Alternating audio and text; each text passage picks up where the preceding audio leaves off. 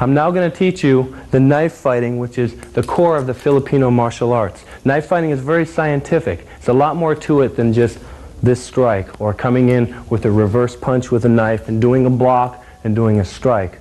A lot of things that I read about in magazines and in books, the idea of a block is totally against what we're into, and I'm going to show you why. Now, if I'm coming down with a strike with this blade, and if he comes in with an X block, this is the idea of what I'm saying isn't going to work. From his strike here, we've got a slight structural problem. Now we're going to do that same X block with two different variations. He's going to angle, and he's going to cut the hand on the first motion. And this is what the Filipino martial arts is all about, cutting the hand on the first motion, defanging the snake. If you defang the snake is harmless. Now watch the difference in economy of motion. I'm going to come in with my strike. Here's the X block, but here's the cut and the disarm right away. You're also going to find out that it doesn't matter what type of knife you have. You can use a machete with this length, or you can use a small pocket knife with this length, the balisong. Doesn't matter, the point being that you cut on the first motion. Well, in order to defend yourself against a knife, you have to know how to fight with a knife. A knife fighter will be able to defend himself. And a lot of people think that you can take a shot on the arm. They think, well, I'll just put this arm out here, the knife will come in and I'll take it here, and then I'll feed it back. No, that doesn't work. Number one, when you're cut on the forearm, it's not just, oh, there's a cut and there's a little line and I'm bleeding, but in a fight I've got pain tolerance. I'm not going to get too graphic, but without getting overly graphic, the body goes into shock. Within 2 seconds, you're bleeding, you're ready to pass out in about 15 seconds, your body's already pumped, you're moving around. It cuts here, it's open. Your body goes into instant shock. You have no timing, you have no footwork, you have about 3 seconds to do whatever it is you're going to do, if that. So the minute you take the knife hand and cut it, that is the end of the fight. To illustrate that point of cutting the hand, defanging the snake, let's see what this knife does to a side of beef. And I have news for you, that side of beef is no different than your arm. So this is the first thing I want you to remember, first thing I want you to write down. You cut on first motion. With that idea in mind, let's get to business. Most of the time the opponent is going to be aiming for your head or for your stomach. He's just going to come in wild. He doesn't know the subtleties of hitting the hand and taking the fang from the snake. So therefore, if he's aiming for your head, you aim for his hand. You have at least an 80% advantage in speed here. So for him to get to my face, he has to get past this knife. That's a very difficult task to do unless I'm trying to block. So when he tries to get to my face, any angle he comes at, any different angle, I'm cutting. The concept is keep the knife tucked in, move around, stay up on your toes, and cut that limb. That is what's going to save you. Once again, a numbering system is nothing more than a reference. So you don't have to say, do like this to me, or do like this to me. You just say, give me this number, give me number 2, or give me number 4. I'm just going to make it very simple, 5 numbers. A diagonal down, a slashing down, or a thrusting down is an angle 1. So if it comes down at a diagonal, either a thrust or a slash, that's an angle 1. If it comes a backhand diagonal, it's an angle 2. It could thrust. If it comes at a horizontal blow, lower, this is an angle 3. Horizontal blow this way, backhand is an angle 4, and a thrust straight ahead is an angle 5. It could be a thrust this way or a slash this way on the 3 and then the 4. Doesn't matter. So we have a 1, a 2, a 3, a 4, and a 5. Now, with these numbers in mind, we're going to get to work defending different combinations of different numbers. Training methods are to develop attributes, and techniques are actual things that you could possibly do in a fight. Remember, these are more techniques but drills too. You're not going to do these exactly the way we're doing them here in a fight. It's just if it happens to be there, you do it. With a 5, I cut. But when I cut here, I hook the knife back. Now if you notice in this position, he cannot attack me at any of these angles. I have zoned all these angles, and there's one angle that he can attack me at. That's the angle 2.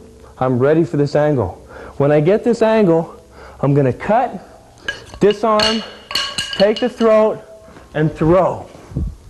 This is in with the angle 5 again. I'm going to cut it much in the same way I did last time. He's going to now hook. I catch it here, and I'm going to cut. So far this is the same.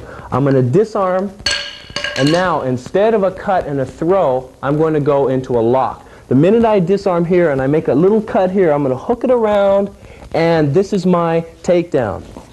From this position, I just pull out, and this is... Now you say, why so many locks? Why the variations? Bruce Lee talked about simplicity. Well, we're talking about simplicity, we're talking about economy of motion. We're not talking about simplicity and quantity of technique. If his energy is pushing me at this point, this is when I would come around to come up to this technique. If, at this point, if his energy was going toward my right shoulder, I would take it into this technique. What I'm trying to say is techniques are not where it's at, but you should know a few. But the main thing we want to get out of this tape is the way you move, body mechanics, sensitivity, the attributes, and get a few techniques that you use all those attributes for. I will bring the front hand back up. When I bring the front hand back up, I hook it around and feed the knife back out of politeness. I bring it back up to here, and this is bargaining position again.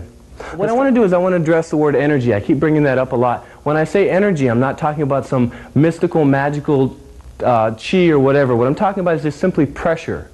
Pressure is him pushing on me in any particular position. For example, if Charlie has this grip, and if he's pushing down on me here, if I fight this, there's a chance I could slip off, and this could be crucial. But if I have energy or sensitivity, as he's pushing down this way, I just ride with it.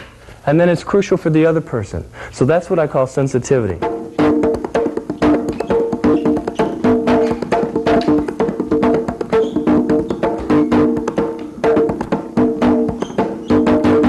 A lot of what you can't see to the naked eye is if the cut were there, the body would go into instant shock, and then you could follow up and do what you want.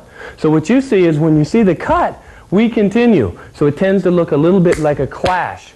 In reality, it wouldn't quite look that way. Now, what I'm going to talk about is empty hand versus knife. The first thing I want you to think of is that side of beef. When you think of that, then I want you to think of yourself, because you have no idea how dangerous that knife is. If you're at a restaurant, hot coffee, tables flipping, I don't care what it is, you use it, because you have to respect the fact that that knife is going to do you damage. If you happen to be in a knife fight and you're moving around, and if you lose your knife and if you drop it, then you're under the same circumstance. A little bit. We're going to be going to the face. Bill and Mark are going to use every part of the body as a target. The kicks, the hand, the elbows, the headbutts. Okay, keep your eye out on the footwork and the combativeness when they enter and when they get out. Okay, ready? Salute. Go.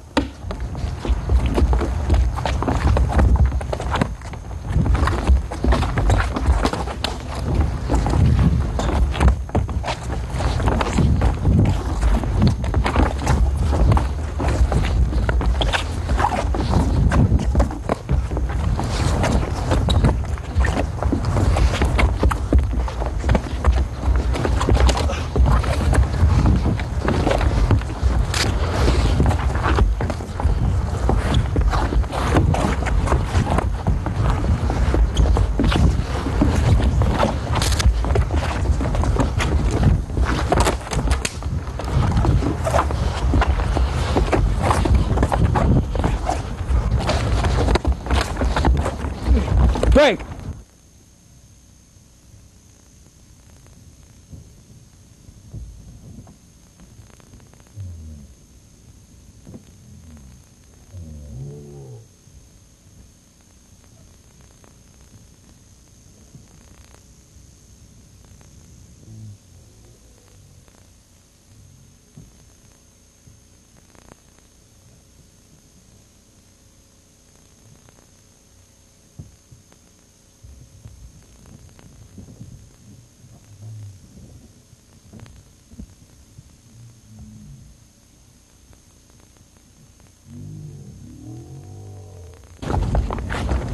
Okay, break.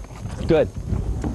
All right, when you're doing knife sparring, any type of full contact, do not do this type of sparring without adequate gear and proper supervision. Timing, rhythm, speed, footwork, these are the things that are going to save you in a knife fight. And you have to remember this, if you can't function with timing and with good rhythm and with good footwork when the adrenaline rush is on, when somebody's facing you and they're going to cut you with a knife, then it's no good.